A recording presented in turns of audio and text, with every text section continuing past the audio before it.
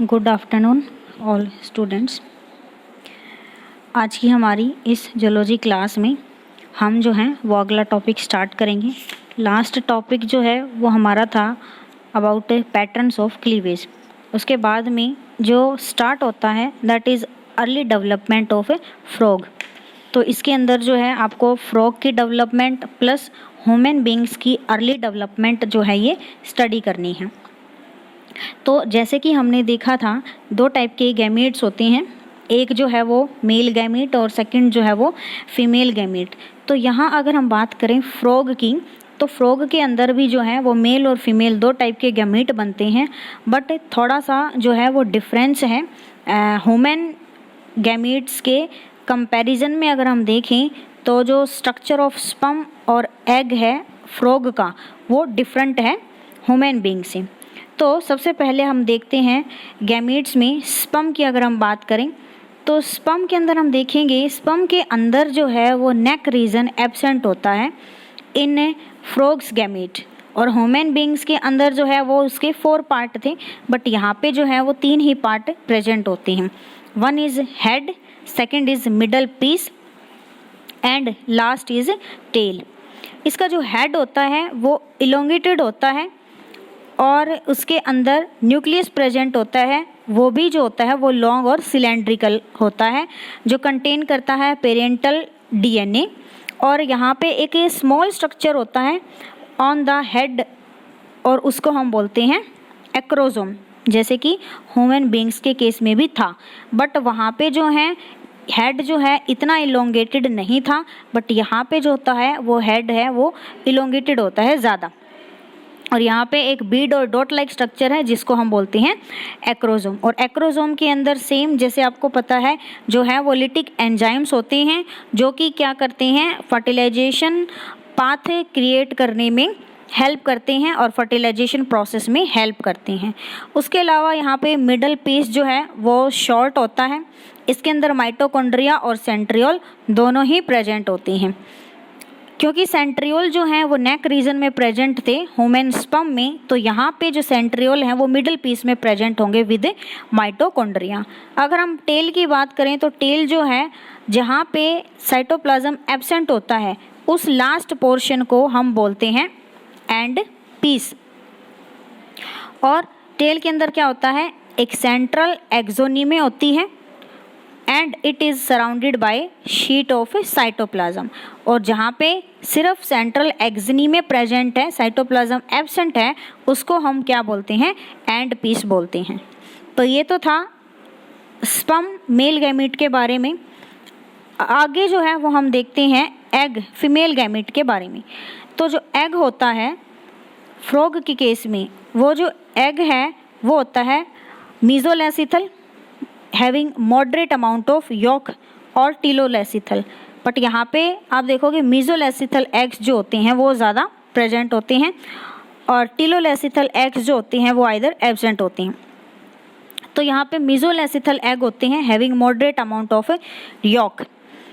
उसके अलावा अगर हम इसकी कवरिंग की बात करें तो सबसे पहले यहाँ पे आउटर मेम्ब्रेन होती है जो कि 2 और 3 होती हैं नंबर में, और वो जो मेम्ब्रेन हैं वो जिलेटेनियस होती हैं, इनको हम बोलते हैं जेली कॉट्स। यहाँ पे तो है सिर्फ आपको एक ही मेम्ब्रेन शो की हुई है that is plasma membrane of egg. तो यहाँ पे अगर मैं ड्रॉ करूँ तो प्लाज्मा मेम्ब्रेन के आउटर जो है वो एक और मेम्ब्रेन होगी दैट इज़ विटेलाइन मेम्ब्रेन, और विटेलाइन मेम्ब्रेन के बाहर जो है वो 2 और 3 लेयर्स प्रेजेंट होंगी जिसको हम क्या बोलते हैं, जिसको हम कहेंगे जेली कॉट। ठीक है, ये जेली कॉट प्रेजेंट होती हैं। ये जेली कॉट जो है वो ओविडक्ट सिक्रीट करती है, hence they are tertiary in nature and formed by the layers of albumin protein. इसके जस्ट नीचे जो मैंने तुम्हें बताया विटेलाइन मेम्ब्रेन प्रेजेंट होती हैं। तो जो विटेलाइन मेम्ब्रेन है वो एक थिन और इनर मोस्ट मेम्ब्रेन है और इसको ओवम खुद सिक्रीट करता है, इस वजह से ये प्राइमरी मेम्ब्रेन है। विटेलाइन मेम्ब्रेन का फंक्शन आपको पता है कि ये फर्टिलाइजेशन मेम्ब्रेन के अंदर चेंज हो जाती है और पॉलीस्पर्मी को ब्लॉक करने में हेल्प करती है। तो यहाँ पे हम देखेंगे ह्यूमन एग्स के अंदर जो है वो कोरोना रेडिएटा और जोना पेलुसिडाई 2 डिफरेंट टाइप की लेयर्स थी, बट यहाँ पे ये एब्सेंट होती हैं, सिर्फ क्या है जेली कोट प्रेजेंट होती है। जेली कोट का फंक्शन ये होता है कि जेली कोट जो है वो नेचर में एडहेसिव होती है। इस वजह से जब एग्स का रिलीज होता है तो वो एग्स जो होते हैं वो आप एक दूसरे के साथ में एसोसिएटेड होते हैं with the help of adhesive material of jelly coat. उसके अलावा इसका दूसरा सिग्निफिकेंस ये है कि जब जेली कोट जैसे ही वाटर के कांटेक्ट में आती है तो ये क्या है स्वेल हो जाती है, और वो स्वेल होने के बाद में एक क्या है बेस प्रोवाइड करती है जिसके ऊपर सारे के सारे एग जो हैं वो ले किए जाते हैं, और इस तरह से एग जो हैं वो एक दूसरे के साथ में प्रेजेंट होते हैं। तो ये जो है वो जेली कोट का सिग्निफिकेंस है। उसके अलावा ये डेवलपमेंट के लिए स्पेस प्रोवाइड करती हैं क्योंकि जेली कोट के ऊपर जो है वो सारे एग ले किए जा रहे हैं। उसके अलावा प्रोटेक्शन भी प्रोवाइड करती है क्योंकि जो जेली कोट का टेस्ट है वो टेस्टलेस होती है, इसका जो टेस्ट है वो डिसटेस्टफुल होती है ये, तो इस वजह से कोई भी अदर एनिमल जो है वो इसके ऊपर फीड नहीं कर पाता। तो ऑटोमेटिकली जो स्पान है वो प्रोटेक्टेड रहता है अदर एनिमल से। उसके अलावा इसका एडहेसिव नेचर है तो ये एग को कुछ वाटर प्लांट के साथ अटैच करने में भी हेल्प करती हैं। तो इस तरह से ये डिफरेंट फंक्शन होते हैं जेली कोट के। अगर हम बात करें एग के इंटरनल साइड की, तो इंटरनल साइड के अंदर एग के अंदर जो है वो एक एनिमल पोल है और सेकंड जो है वो वेजिटल पोल होता है। वेजिटल पोल आपको पता है जहाँ पे यॉक प्रेजेंट है, और एनिमल पोल जो होता है वो यॉक फ्री होता है या यॉक लेस होता है।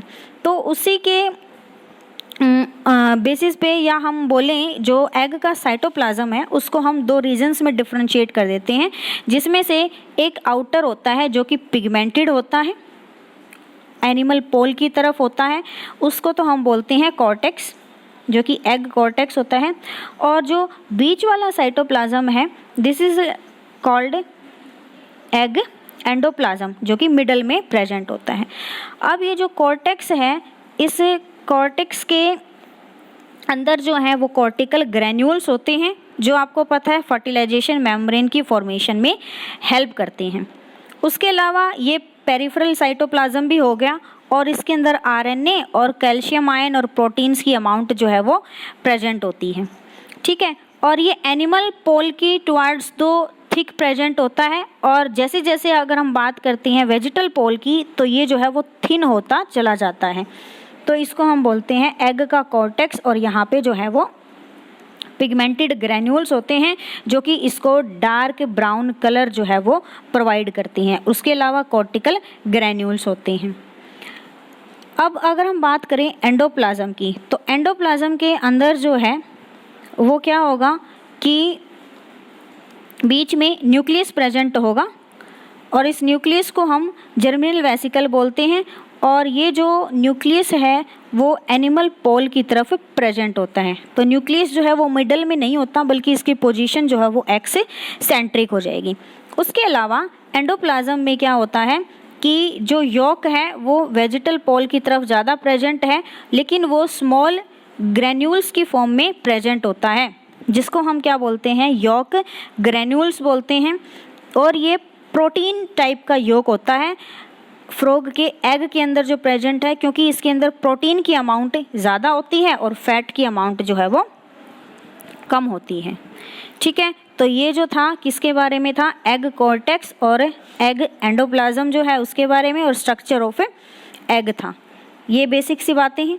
उसके बाद जो नेक्स्ट है वो प्रोसेस है एम्प्लेक्सिस ओवुलेशन। एम्प्लेक्सिस और ओवुलेशन क्या होती है, देखो ओवुलेशन आपको पता है कि जब एग्स रिलीज होते हैं ओवरी से, तो जो एग रिलीज होंगे ओवरी से वो सेकेंडरी oocyte स्टेज पे रिलीज होंगे, और उसके अंदर जो फर्स्ट मेयोटिक डिवीज़न है वो क्या होती है अरेस्टेड होती है, और वो कंप्लीट कब होती है फर्स्ट पोलर बॉडी की फॉर्मेशन के बाद में। तो क्या था कि सेकेंडरी oocyte स्टेज पे एग जो है ओवरी से रिलीज होते हैं और उसके अंदर सेकेंड मियोसिस प्रोसेस जो है वो अभी कंप्लीट हुई नहीं है। और जैसे कि आपको पता है स्पर्म की एंट्री के बाद में ही जो है वो सेकेंड मियोसिस कंप्लीट होती है और एग जो है वो अपनी डिवीज़न कंप्लीट करता है, जिसमें सेकेंडरी oocyte जो है वो एग में और 2 सेकेंड पोलर बॉडी के अंदर कन्वर्ट हो जाता है। तो टोटल जो है वो 3 पोलर बॉडी जो है वो विटेलाइन मेम्ब्रेन के अंदर प्रेजेंट होती हैं। तो ये ओवुलेशन के बारे में था। अब दूसरा अगर हम बात करते हैं एम्प्लेक्सिस की, तो एम्प्लेक्सिस क्या होता है? एम्प्लेक्सिस जो है एक कैरेक्टरिस्टिक्स है एम्फीबियंस की। इसके अंदर क्या होता है, दोनों ही सेक्स जो हैं वो आपस में पेयरिंग शो करते हैं, जैसे कि आपको फिगर के अंदर शो हो रहा है। तो इस पेयरिंग के दौरान क्या होता है, जो फीमेल है वो बिलो साइड पे और जो मेल है उसके अपर साइड पे प्रेजेंट होते हैं। तो ये जो पेयरिंग है इसकी वजह से क्या होता है, फीमेल जो है वो एग ले करती है, डिस्चार्ज करती है गैमीट्स। तो फीमेल जैसे ही गैमीट्स डिस्चार्ज करती है तो उसके बाद में मेल जो है उसके ऊपर अपने स्पर्म्स जो है वो रिलीज़ कर देता है। तो इसको ये जो कोर्टशिप है, कोर्टशिप बिहेवियर है, इस प्रोसेस को हम क्या बोलते हैं, एम्प्लेक्सिस बोलते हैं। और एम्प्लेक्सिस जो है उसके जस्ट बाद क्या होता है, स्पानिंग प्रोसेस होती है। तो सबसे पहले अगर हम बात करें स्पान की, स्पान क्या होता है? स्पान को हम बोलते हैं मास ऑफ एग। तो वो जो जैसे कि यहाँ पर ब्लैक कलर के इस तरह से आपको दिखाई दे रहे हैं, तो ये मास ऑफ एग है, क्योंकि फीमेल जो है वो एक बहुत ज़्यादा नंबर में एग जो है वो रिलीज़ करती है। ठीक है, तो वो जो रिलीज़ है एग्स का इन मास, और you can say that release of whole egg mass is called spawning. तो उस प्रोसेस को हम क्या बोलते हैं, स्पानिंग बोलते हैं। ठीक है, तो जैसे मैंने आपको बताया ये जो स्पान जो होता है उसके अंदर क्या होती है, नंबर ऑफ एग्स होते हैं और जो स्पर्म है वो उसके ऊपर शेड किए जाते हैं। उसके बाद में क्या होगी, फर्टिलाइजेशन होगी। तो फर्टिलाइजेशन प्रोसेस आप देखोगे यहाँ पे टाइप ऑफ फर्टिलाइजेशन जो है वो एक्सटर्नल है, और दोनों ही जो मेल और फीमेल पार्टनर हैं वो जो अपने गैमीट्स हैं वो वाटर के अंदर रिलीज़ करते हैं, और फर्टिलाइजेशन प्रोसेस भी जो है वो वाटर के अंदर ही होती है। तो यहाँ से इम्पॉर्टेंट है स्पानिंग की डेफिनेशन, कि स्पानिंग जो है वो क्या होती है। उसके बाद में हमारी जो है वो नेक्स्ट प्रोसेस होगी दैट इज़ फर्टिलाइजेशन। तो फर्टिलाइजेशन जो है वो लगभग सिमिलर है ह्यूमन फर्टिलाइजेशन के जैसे, बट मैं जब तुम्हें ह्यूमन फर्टिलाइजेशन करवा रही थी तो वहाँ पे मैंने 2 टर्म्स मेंशन की थी। एक मैंने तुम्हें बताया था कॉपुलेटरी पाथ, और एक जो मैंने है वो तुम्हें बताया था पेनिट्रेशन पाथ। और मैंने तुम्हें कहा था कि ये दोनों ही पाथ जो है जब हम फ्रॉग के अंदर फर्टिलाइजेशन पढ़ेंगे तो वहाँ पे देखेंगे और वहीं पे इनको जो है वो डिफाइन करेंगे। तो अगर हम बात करें फर्टिलाइजेशन प्रोसेस की, तो जो फर्टिलाइजेशन प्रोसेस है वो फ्यूज़न ऑफ गैमीट्स है। इसके डिफरेंट कैरेक्टरिस्टिक्स हैं जो मैंने तुम्हें बता दिया कि फर्टिलाइजेशन जो है वो एक्सटर्नल है। एज़ यूजुअल ओनली 1 स्पर्म जो है वो फ्यूज़ करता है एग के साथ में। उसके अलावा और डिफरेंट चेंजेस होते हैं जो कि सारे के सारे यहाँ पे मेंशन है, बट जो चेंजेस हैं वो मैं तुम्हें 1 बाय 1 जो है वो एक्सप्लेन करती रहूँगी।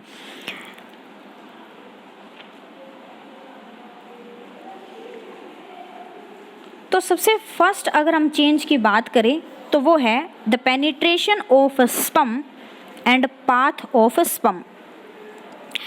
तो penetration of sperm and path of sperm के अंदर ये मेंशन है कि जैसे ही एग और स्पर्म आपस में कांटेक्ट में आते हैं तो स्पर्म जो है वो एग के अंदर पेनिट्रेट करता है। तो उस पेनिट्रेशन के दौरान जो लाइसिन एंजाइम्स हैं वो क्या होते हैं, एक्सक्रीट होते हैं, और वो जेली कोट में से होते हुए विटेलाइन मेम्ब्रेन को क्रॉस करते हुए और प्लाज्मा मेम्ब्रेन तक रीच करते हैं, जैसे कि हमने फर्टिलाइजेशन में पढ़ा था। तो एक्रोसोम जो है जो लाइसिन एंजाइम्स कंटेन करता है वो एक्रोसोम जो है वो पेनिट्रेशन में हेल्प करता है। अब पेनिट्रेशन के दौरान सिर्फ हेड और मिडल पीस जो होता है वो एंटर करता है एग में।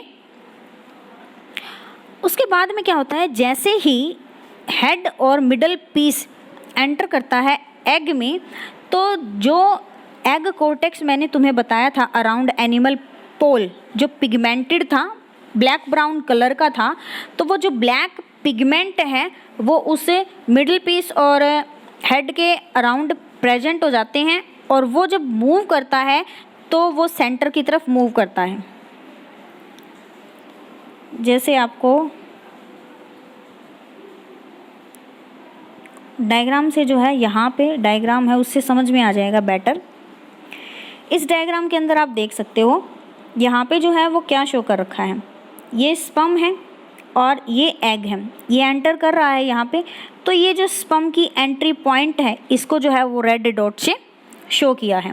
और एक चीज़ और याद रखना, जहाँ से स्पर्म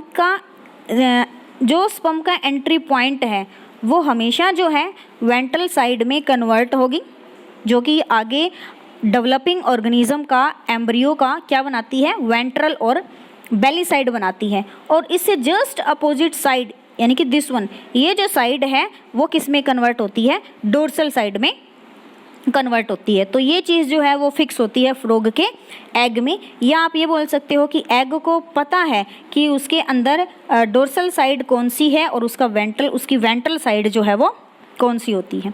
तो जैसे इसने बताया है, सबसे पहले पॉइंट ऑफ एंट्री है स्पर्म की। स्पर्म जैसे ही एंटर करेगा तो जो न्यूक्लियस है आपको पता है एनिमल पॉल की तरफ प्रेजेंट है इस तरह से। तो मैंने तुम्हें ये बताया था कि डार्क कलर का जो साइटोप्लाज्म है ये कॉर्टेक्स, एग कॉर्टेक्स। तो जैसे ही यहाँ पे स्पर्म ने एंट्री की तो ये जो साइटोप्लाज्म है उस एग को इस तरह से क्या कर लेगा, सराउंड कर लेगा। तो उससे होगा क्या, उससे ये होगा कि जैसे जैसे स्पर्म आगे की तरफ मूव करेगा तो वो पीछे जो है वो क्या करता जाएगा, एक पाथ जो है वो फॉर्म करता जाएगा। क्यों? क्योंकि ये जो ये ब्राउन और ब्लैक पिगमेंट था वो इस तरह से जो है वो इस फॉर्म में जो है पीछे एक पाथ जो है वो फॉर्म करता जाएगा। ठीक है, तो ये जो पाथ है इसी पाथ को हम क्या बोलते हैं, पेनिट्रेशन पाथ बोलते हैं। ठीक है, कि स्पर्म की एंट्री पॉइंट से और वो जो सेंटर तक मूव कर रहा है इस पाथ को हम क्या बोलते हैं, पेनिट्रेशन पाथ बोलते हैं। पेनिट्रेशन पाथ के बाद जो है सेकंड पाथ है वो है कॉपुलेशन पाथ। उसके अंदर क्या होगा, जैसे कि मैंने तुम्हें बताया था कि एनिमल पोल की तरफ प्रेजेंट होता है न्यूक्लियस। तो यहाँ पे सेंटर में आने के बाद इस तरह से वो जो स्पर्म है वो मूव करेगा टुवर्ड्स न्यूक्लियस। तो इस पाथ को हम क्या बोल देंगे, कॉपुलेशन पाथ बोलेंगे। और ये वाला जो हो जाएगा वो हो जाएगा पेनिट्रेशन पाथ। ठीक है, तो इस तरह से जो है वो पेनिट्रेशन होती है स्पर्म की, और पाथ ऑफ स्पर्म जो है वो मेंशन है यहाँ पे। उसके अलावा इसके अंदर एक पॉइंट और भी है कि ये जो पाथ है या फिर स्पर्म को किस तरफ मूव करना है वो कौन बताता है, वो ये बताते हैं कि जैसे ही स्पर्म ने एंटर किया तो जो स्पर्म के सेंट्रियोल थे वो क्या है, रेज प्रोवाइड करते हैं किसकी, माइक्रोट्यूब्यूल्स की। और वो जो रेज हैं वो अपोजिट साइड पे जाती हुई इस तरह से इलोंगेटेड हो जाती हैं। तो इसको पता लग जाता है स्पर्म को कि एंट्री जो है वो इसी तरफ होगी, क्योंकि इस तरफ वो जाएगा तो रेज जो हैं वो ज़्यादा इलोंगेट होती जा रही हैं। उसके बाद वो जैसे ही पहुँचेगा यहाँ बीच में तो जो माइक्रोट्यूब्यूल्स हैं, जो ये रेज हैं, वो क्या हो जाती हैं, डिसअपीयर होनी स्टार्ट हो जाती हैं। तो वो जो डिसअपीयर होंगी उसके बाद में जो स्पर्म है वो सेकंड पाथ फॉलो करता है, दैट इज़ कॉपुलेशन पाथ। तो ये फर्स्ट चेंज था। उसके बाद सेकंड जो चेंज है वो है फॉर्मेशन ऑफ फर्टिलाइजेशन मेम्ब्रेन। अब जैसे कि तुम्हें पता है फर्टिलाइजेशन मेम्ब्रेन जो है वो कैसे बनेगी, जैसे ही स्पर्म की एंट्री हुई है, स्पर्म की एंट्री के बाद में सेकंड स्पर्म की एंट्री को ब्लॉक करने के लिए जो कॉर्टिकल ग्रैन्यूल्स प्रेजेंट थे, कॉर्टिकल ग्रैन्यूल्स जो प्रेजेंट थे below plasma membrane of egg, वो कॉर्टिकल ग्रैन्यूल्स जो थे वो पेरीविटेलाइन स्पेस के अंदर मूव करना स्टार्ट कर देंगे और उसके बाहर क्या है, विटेलाइन मेम्ब्रेन है। उसके बाद जैसे ही वो एक्सोसाइटोसिस से बाहर जाएंगे वो अपना केमिकल एक्सक्रीट करेंगे और पेरीविटेलाइन स्पेस प्लस में एग की प्लाज्मा मेम्ब्रेन और प्लस में विटेलाइन मेम्ब्रेन, ये तीनों मिलके एक हार्ड मेम्ब्रेन की फॉर्मेशन करेंगी, जिसको हम क्या बोलते हैं, फर्टिलाइजेशन मेम्ब्रेन बोलते हैं। तो ये था about formation of fertilisation membrane. उसके बाद जो इम्पोर्टेंट है वो है rotation of egg. Rotation of egg के अंदर क्या होगा, जैसे ही स्पर्म की एंट्री हुई, स्पर्म की जो एंट्री होती है उसकी एंट्री के जस्ट 1 और 2 मिनट्स के बाद में जो है वो रोटेशन होती है एग की, और एग जो है वो रोटेट कर जाता है। कैसे रोटेट करेगा, जैसे आपको इस डायग्राम के अंदर दिखाई दे रहा है, ये जो है वो स्पर्म की एंट्री पॉइंट है। एंट्री पॉइंट से और इस तरह से ये जो हम लाइन बोलेंगे ये एक हॉरिजॉन्टल लाइन होगी, ठीक है, ट्रांसफर एक्सिस होगी।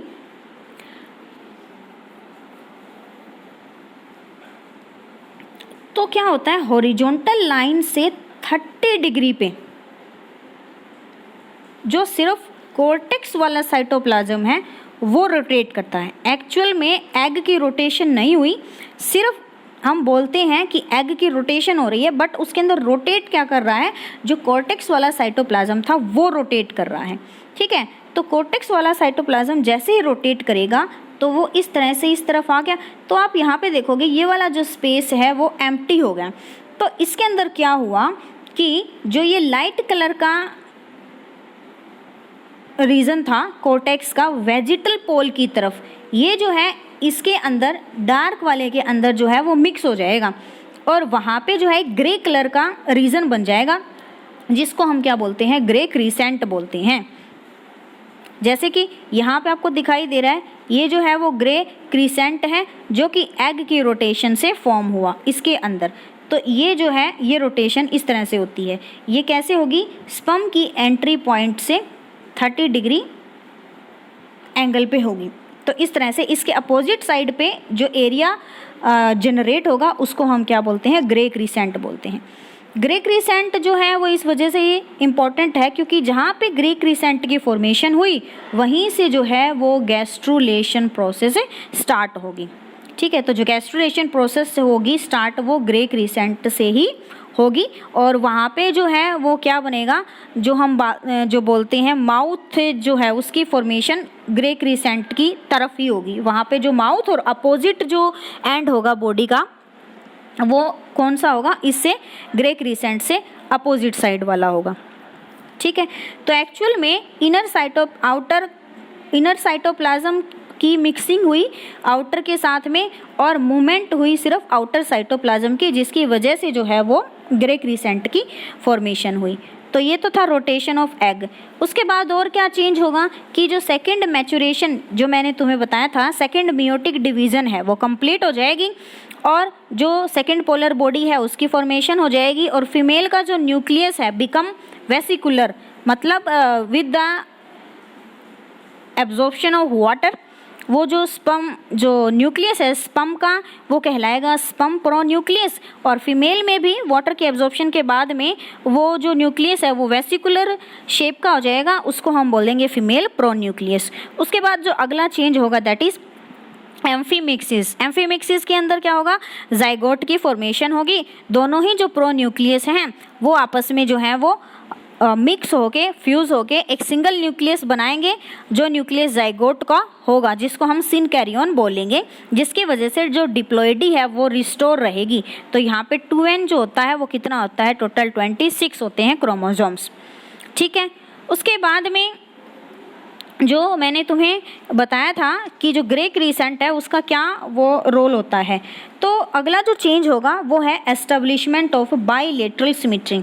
तो यहाँ पे आप देखोगे जो बाईलेटरल सिमेट्री है वो मेंटेन रहेगी, क्योंकि अगर हम बात करें एग की और ड्यूरिंग फर्टिलाइजेशन तो जो सिमेट्री होती है वो रेडियल सिमेट्री होती है, किसकी, अनफर्टिलाइज्ड एग की।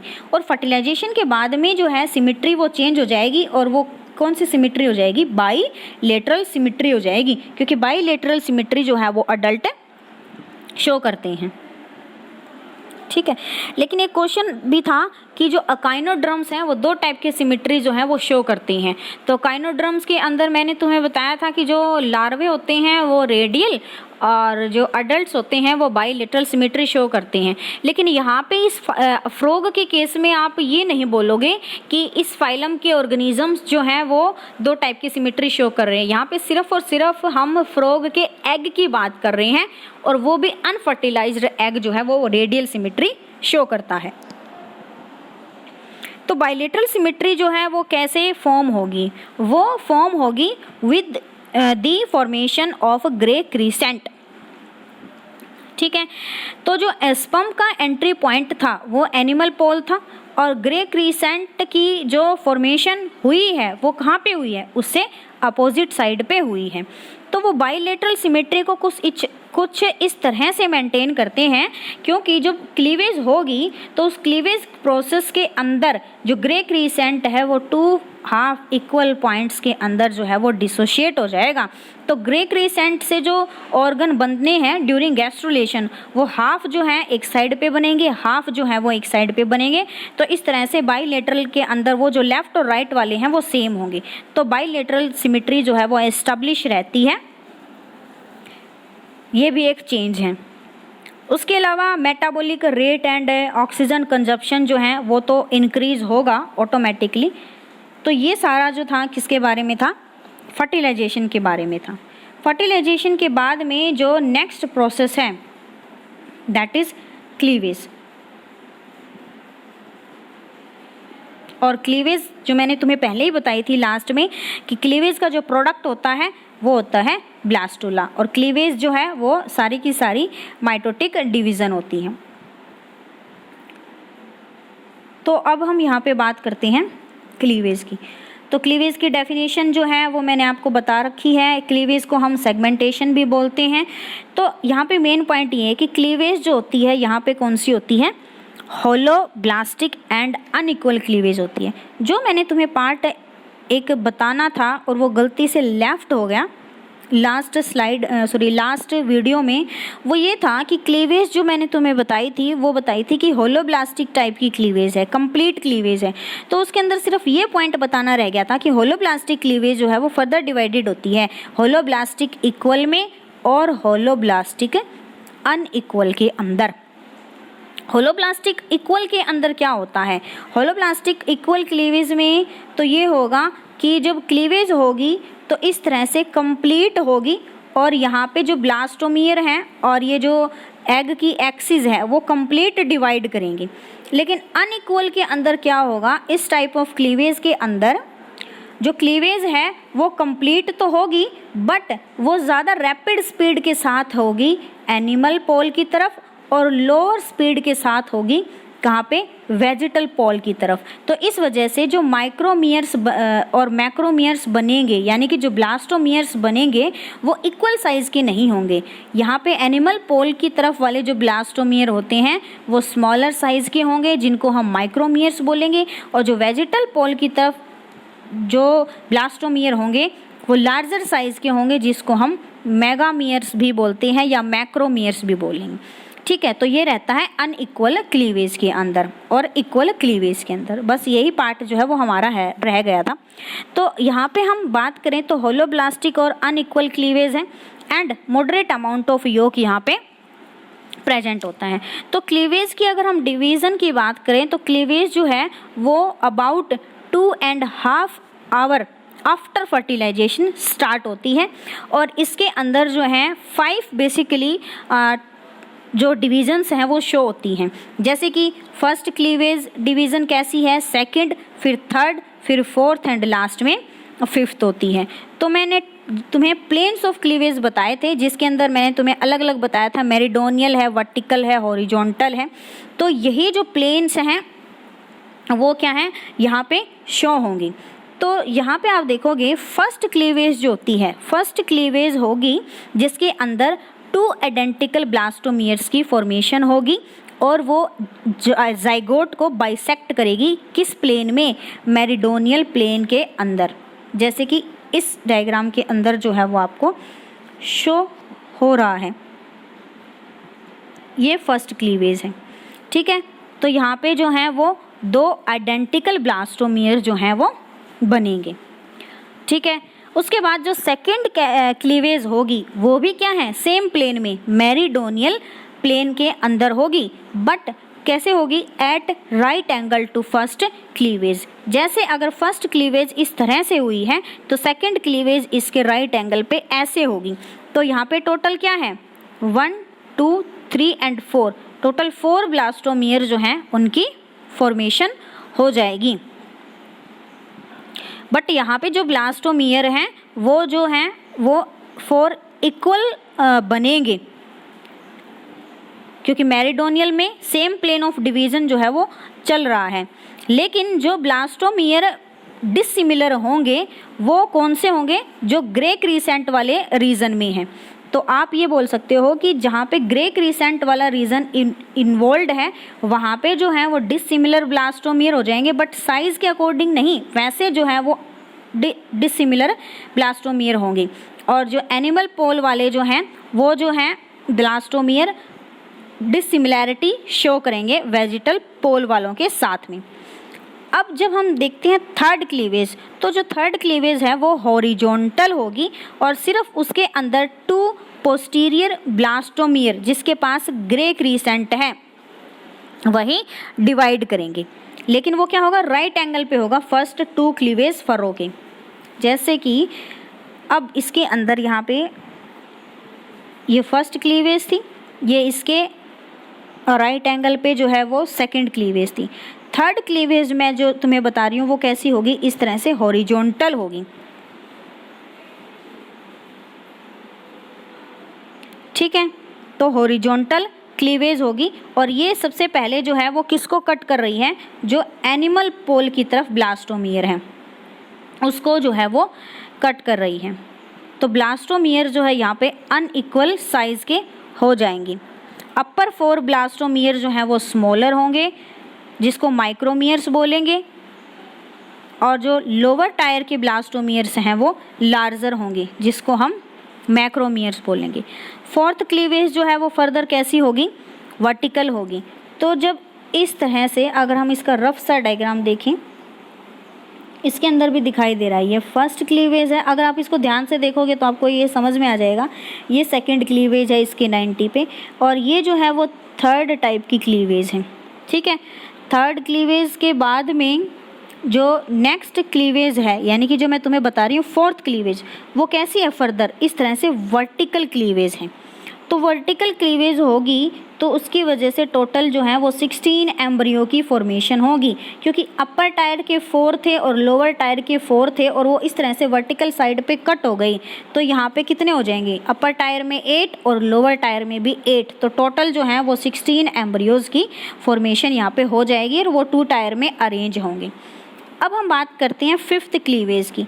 तो फिफ्थ क्लीवेज जो है वो भी हॉरिजॉन्टल होगी, लेकिन वो 2 प्लेन्स में होगी। 2 प्लेन्स में कहने का मतलब है कि अपर टायर के जो 8 ब्लास्टोमियर हैं, लोअर टायर के जो 8 ब्लास्टोमियर हैं, तो यहाँ पे फर्दर इस तरह से 1 प्लेन में ये इसको कट करेगा और सेकंड प्लेन में ये इसको कट करेगा। तो यहाँ पे कितने, 8 और 8 16, और नीचे वाले में भी 8 और 8 16। तो ये हॉरिजॉन्टल क्लीवेज 2 प्लेन में हो रही है, अपर साइड में अलग, लोअर साइड में अलग। तो टोटल जो है वो 16 16 यानी कि 32 सेल्ड स्टेज की फॉर्मेशन यहाँ पे हो जाती है और 32 ब्लास्टोमियर जो है वो यहाँ पे प्रेजेंट होंगे, जो कि क्या है, 4 टायर्स के अंदर जो हैं वो अरेंज होती हैं। तो यहाँ पे जो है टोटल आप इस डायग्राम के अंदर देख सकते हो कि 4 टायर की फॉर्म में ये अरेंज होती हैं। तो यहाँ पे क्या होता है कि जो ये डिवीज़न है, इन डिवीज़न के अंदर जो आगे जो डिवीज़न होंगी 32 के बाद, उन डिवीज़न्स के बीच में कोई भी रेगुलरिटी नहीं होगी, जिसकी वजह से माइक्रोमियर्स जो हैं वो फास्ट डिवाइड करेंगे इन कंपैरिजन टू मैक्रोमियर्स। ठीक है, तो यहाँ पे जो है आप देखोगे कि सेल्स जो हैं इस तरह से बनेगी, लोअर लार्जर, अपर जो है वो और भी स्मॉलर हो जाएंगी और वो खुद को रीअरेंज कर लेंगी कुछ इस तरह से कि आउटर एक लेयर बनेगी जिसको हम ब्लास्टोडर्म बोलेंगे, बीच में एक कैविटी बनेगी जिसको हम ब्लास्टोसील बोलेंगे, और एक साइड पे जो है वो मास ऑफ सेल्स होगा जिसको हम एम्ब्रियोनल नॉब बोलेंगे, जैसे कि प्रेजेंट होता है ब्लास्टुला के स्ट्रक्चर के अंदर। तो यहाँ पे क्या होता है, मोरुला स्टेज एब्सेंट होती है। क्यों? क्योंकि जब ये 16 सेल्ड स्टेज होती है तो उसके अंदर जो है वो ब्लास्टोसील कैविटी अपीयर होना स्टार्ट हो जाती है। तो यहाँ पे जो है वो मोरुला स्टेज को हम आइडेंटिफाई नहीं कर सकते, क्योंकि कैविटी बनने की वजह से मोरुला स्टेज जो है वो यहाँ पे एब्सेंट हो जाती है।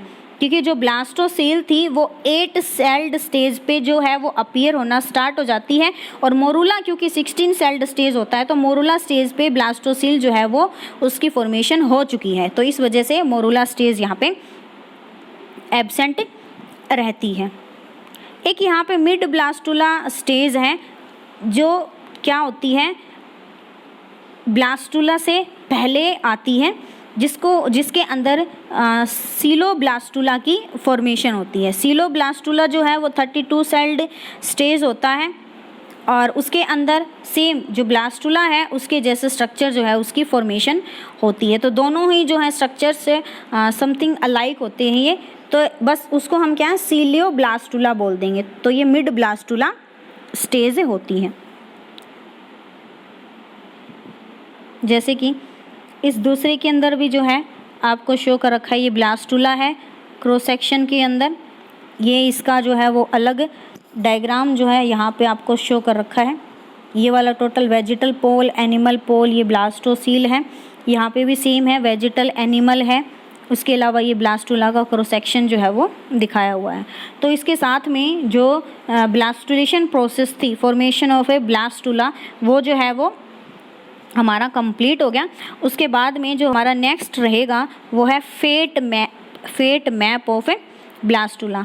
तो जो फेट मैप होता है वो क्या होता है, उसकी डेफिनेशन, और फेट मैप ऑफ ब्लास्टुला को हम कैसे जो है वो डिस्क्राइब करेंगे, ये चीज़ जो है हम हमारी अगली वीडियो के अंदर देखेंगे। क्योंकि मैं fate map blastula plus gastrula दोनों के जो है वो साथ में ही करवाऊँगी।